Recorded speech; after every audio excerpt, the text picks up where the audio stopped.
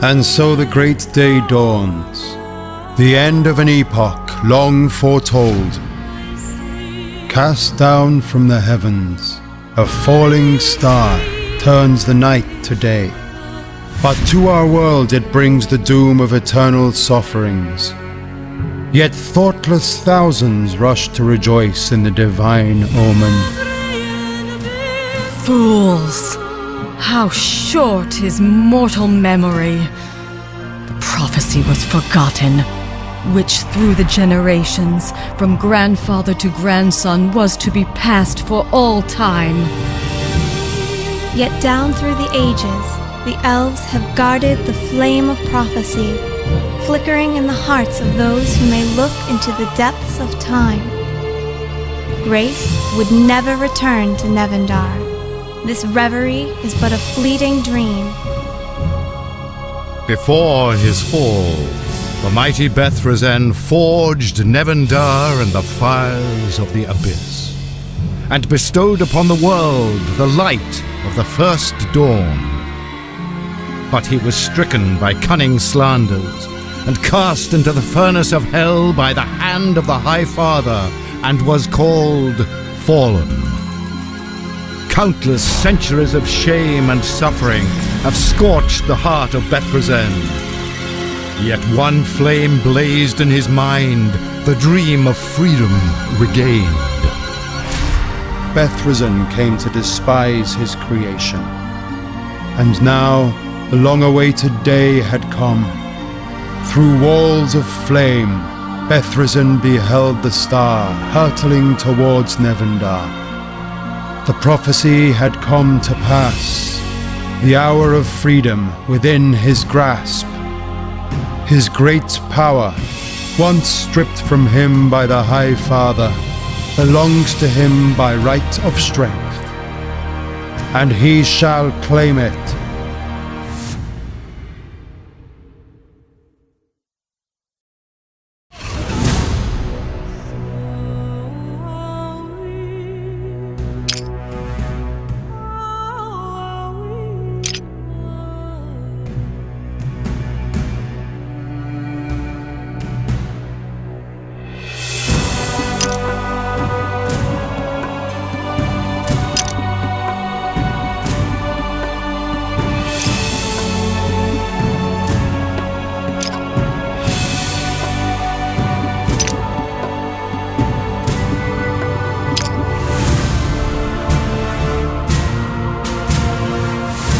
History is writ in blood by the deeds of men. Men of courage would defend the meek and leave behind legends of just battles and heroic deeds. The wicked and power-hungry leave in their wake the chronicles of despair, each with its own dark beginning. But the bloodiest legends are writ when mortal deeds are driven by divine will, and none can foresee the fate of Nevendar as their cruel fates twist and clash.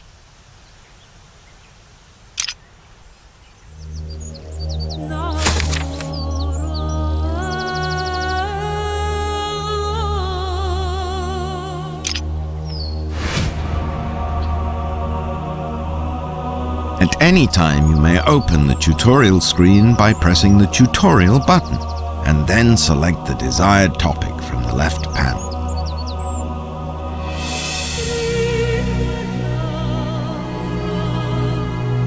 Each of your characters has a certain number of movement points. These are shown in the blue field under your character's icon. The movement points are restored at the beginning of each turn. To conclude your current turn, press the End Turn button, decorated with an hourglass, or press the space button.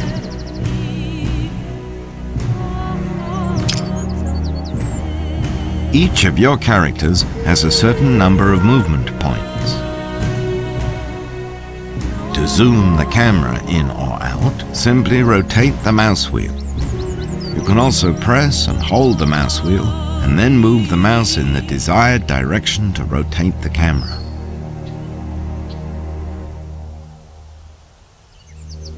In order for your units to increase in level and combat prowess, you must build new structures in your capital. First, go to your capital and press the Build button. In the Build menu, you can determine the path of development your units will choose.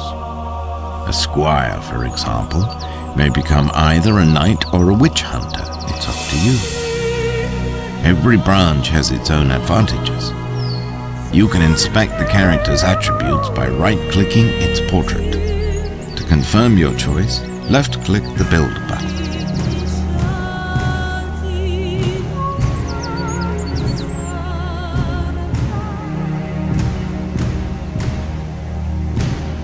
During play, various NPCs will offer you quests. Some of these quests concern the main storyline, while others are optional. Information about all your quests can be found in the quest journal. For completing quests, you will advance the main storyline or receive various rewards.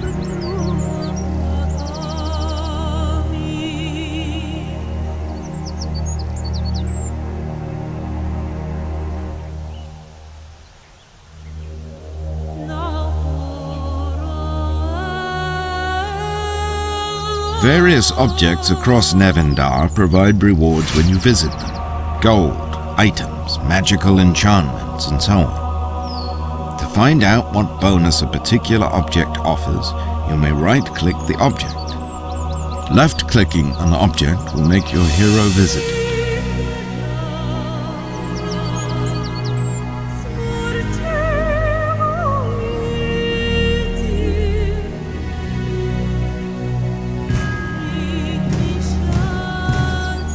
You may left-click on an enemy to attack. But before combat commences, you can inspect the combat interface, where you can see information about your own units and the forces of your enemy. You can also change the position of your units on the battlefield and exchange units between your main force and your reserves. Reserve units become available after your hero reaches a certain level of development. Units in reserve do not participate in combat, but they do receive some experience at the end of a battle, and they mend their wounds as well. Once you have considered the battlefield, you may choose to retreat or commence combat.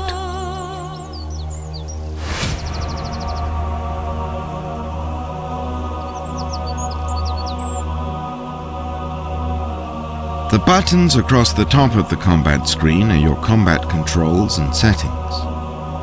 At the bottom of the screen you will see a unit panel where your own units are marked in blue. In the main combat arena, you may rotate the mouse wheel to zoom in or out, or rotate the camera by holding down the center mouse button while you move the mouse. The tactical grid displays each unit's movement range, blue outline, and attack range, in which hex squares are colored green. The same information, but outlined in red, will display when you hover your mouse over an enemy unit. The cinematographic camera option allows you to watch attacks from up close. Your weaker units can be covered from enemy attacks by your stronger warriors. You can enable automatic interception, or you can manually issue an intercept command in the lower left corner to instruct a unit to intercept or allow the enemy to proceed. Certain units feature interception points, a number shown on the golden shield in the lower left corner of the unit's portrait. These interception points are restored at the beginning of each battle.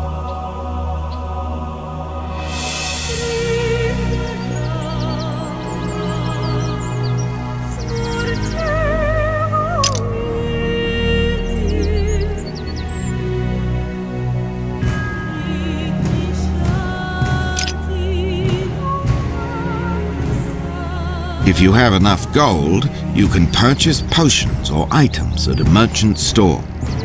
Different merchants supply different wares, so it is wise to visit any merchant you encounter in your travels.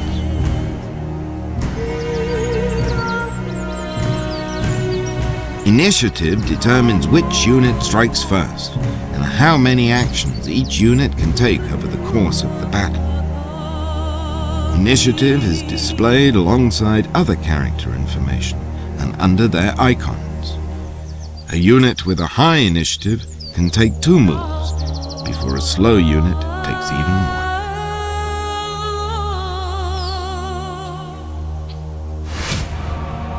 You can use more than 1 troop of warriors. You can hire additional leaders and units in your castle's garrison, and you can even rename them. You may also leave a defensive force in the garrison of a city for its defense. You may even bring one of your previous leaders to the next mission, or more than one if you can afford to pay for their services. Any heroes you bring to the next mission maintain the experience levels they have earned, but they do not keep their armies.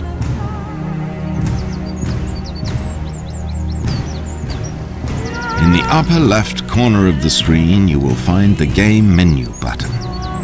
Here, you can change the various game settings, or continue your game from your previous save point. It is wise to save the game frequently.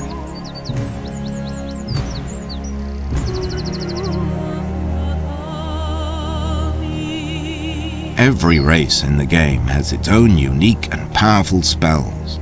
But before they can be researched and cast, you must build a magic tower in your capital. Once you have built this structure, you will gain access to a spell book with which you may research and cast spells once per turn. Researching and casting spells requires mana. You may also use special stones with your spell book to create runes, which can later be used in combat.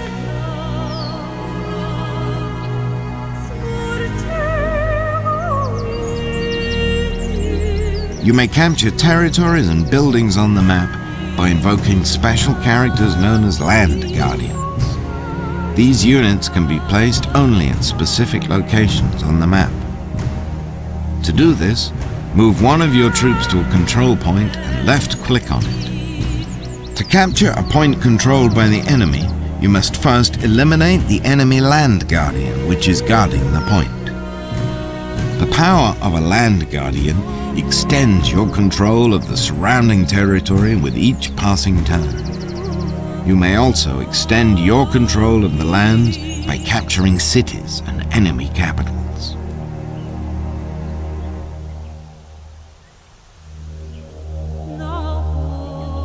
During their travels, your characters develop their skills and abilities and collect artifacts and gold. They may also explore ruins and lairs and other secret places. To gather information about such a location, right-click on it to open an information window. You may wish to revisit these places, as enemy forces tend to congregate there even after you have driven them away.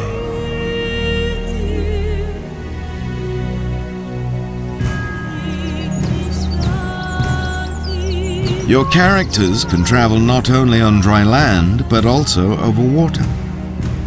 Taking to water, or returning to dry land, requires special structures called moors.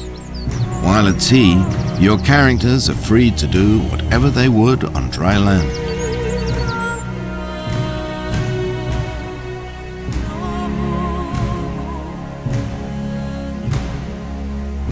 It is wise to build a temple in your capital, that you may heal injured units and revive the fallen.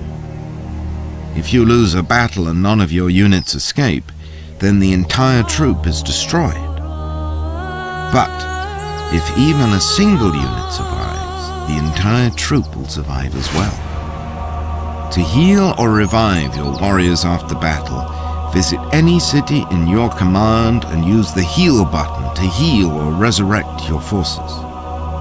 Use of the temple requires gold, but you can also heal and resurrect units with magic, special abilities, potions, and by other means.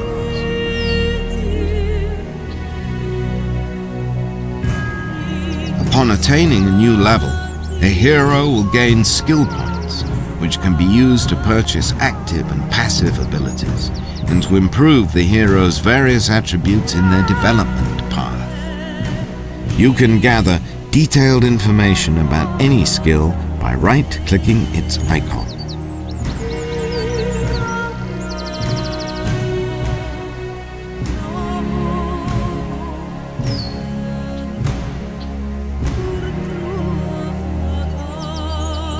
Every unit in the game has its own unique development path. After a unit gains 3 levels, it will transform into the next unit in its development path, but only if the corresponding structure has been built in the capital. This advancement can be prevented by pressing the Block Advancement button in the unit's interface. In this case, the unit will continue to gain levels and increase in strength, but will not proceed down its development path.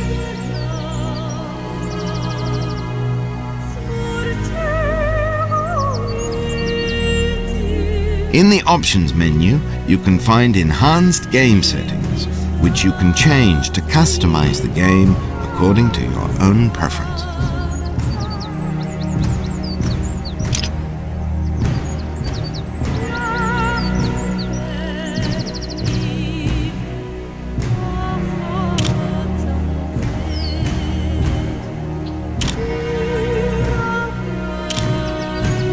Excellent.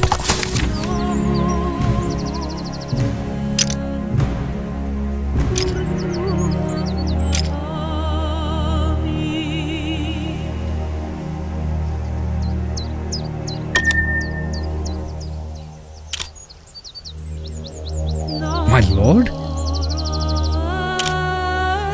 On my way.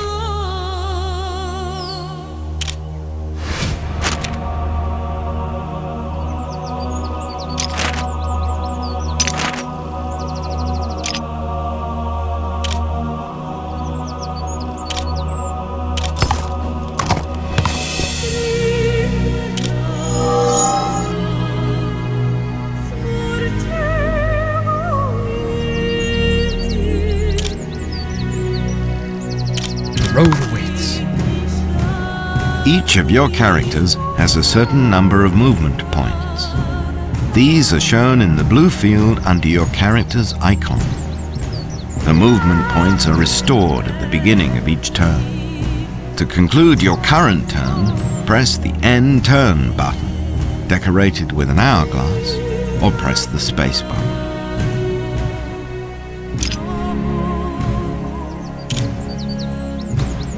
Setting out.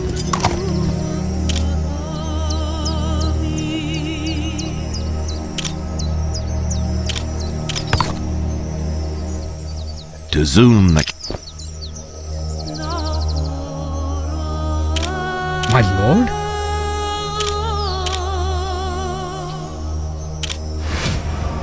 My lord?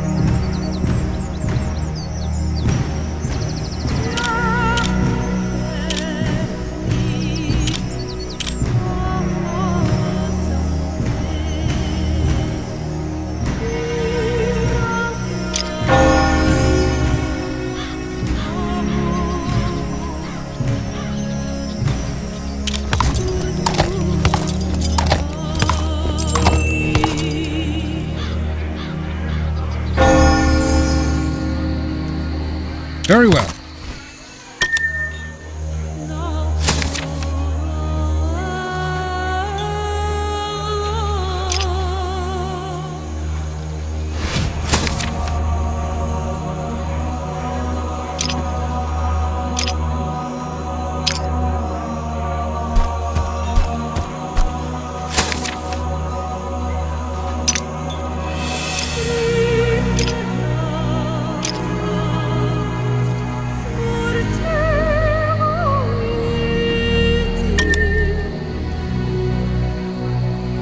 In order for your units to increase in...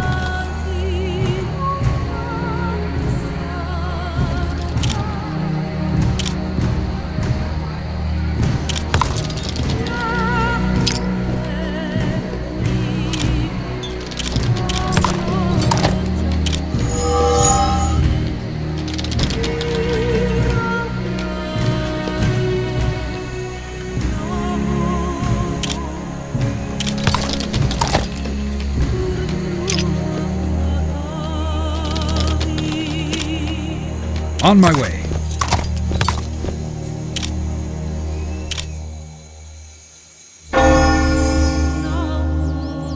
On my way. You may left-click on an...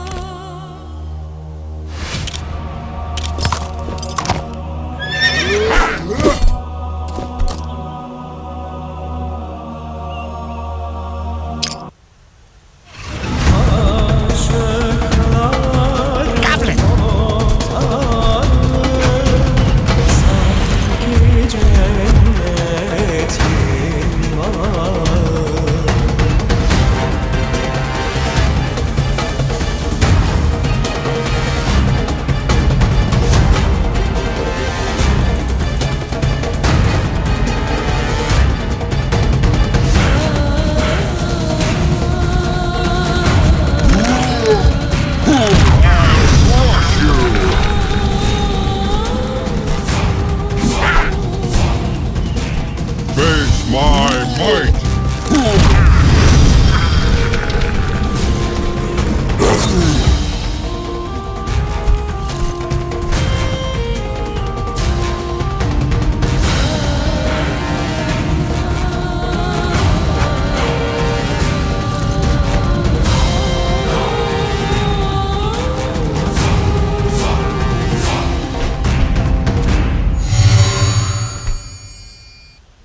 Lambert here.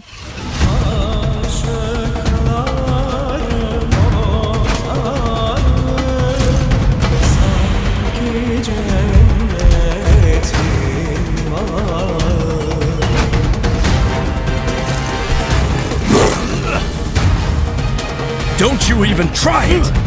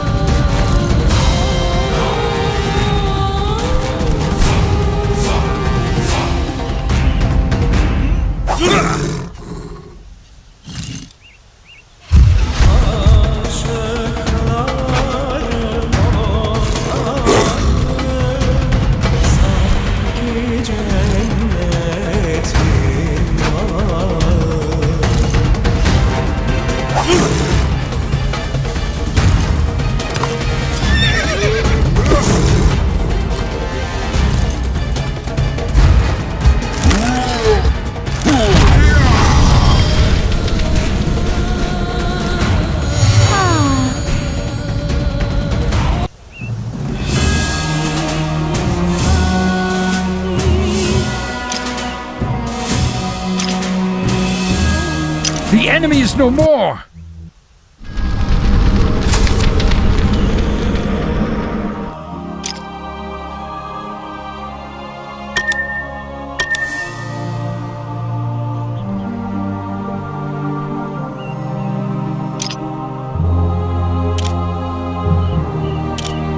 Very well.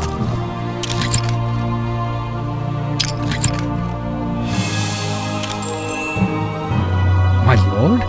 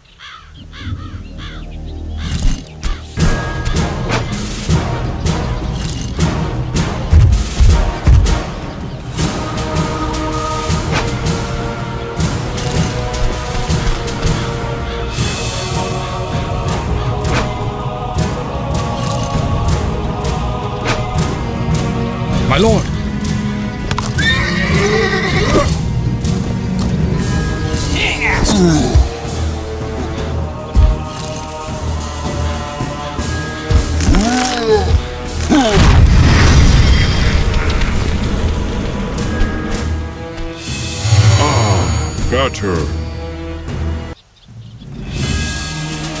The enemy is no more!